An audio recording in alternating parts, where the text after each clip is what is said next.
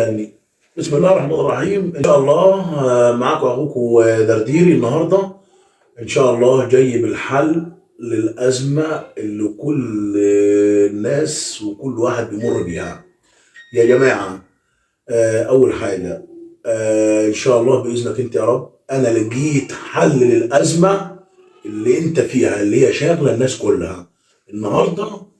النهارده المصاريف كتيره، كتيره قوي، مصاريف كتيره كتيره كتيره قوي، وانا ما معيش حاجه، وانا المحفظه فاضيه. طيب، برضو نقدر ان احنا نعدي الازمات والظروف.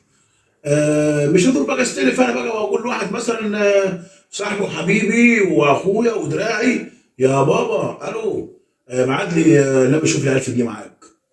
يا ابويا لو قلت من ساعه تلاقي هو معاش اصلا، هو أنا معاه. ولكن انا لقيت لك الحل، انا النهارده لقيت لك الحل، الحل الوحيد طبعا.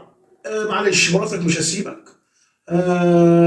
داخله طالعه عليك الاوضه، عايزين رز، عايزين سمنه، عايزين زيت، عايزين سكر، عايزين شاي، عايزين مرار على دماغي. لا، انا كل ده الاولاد يا بابا عايز المصاريف وانا ماشي على المدرسه، الكلام ده كله، عايز ادفع الفلوس على رسوم، عايز ادفع، عايز اعمل، كله ده انا لقيت له الحل.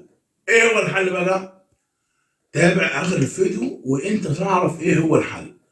الحل للازمه ده كلها، شوف، لا تحط في نفسك ولا تفكر ولا تتعب دماغك.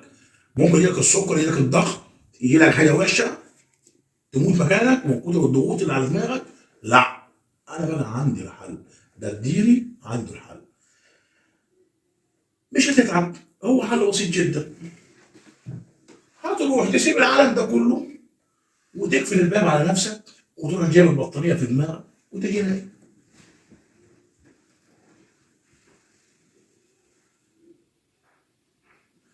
طبعا انت بقى معلش بقى هتتفزلك عليا وهتروح كاتب لي في التعليق، طب وبعد النوم يا عم درديري، وبعد ما تنام طب ما انت هتقوم تاني وبرضه هي القصه والمطلوب برضه على دماغك.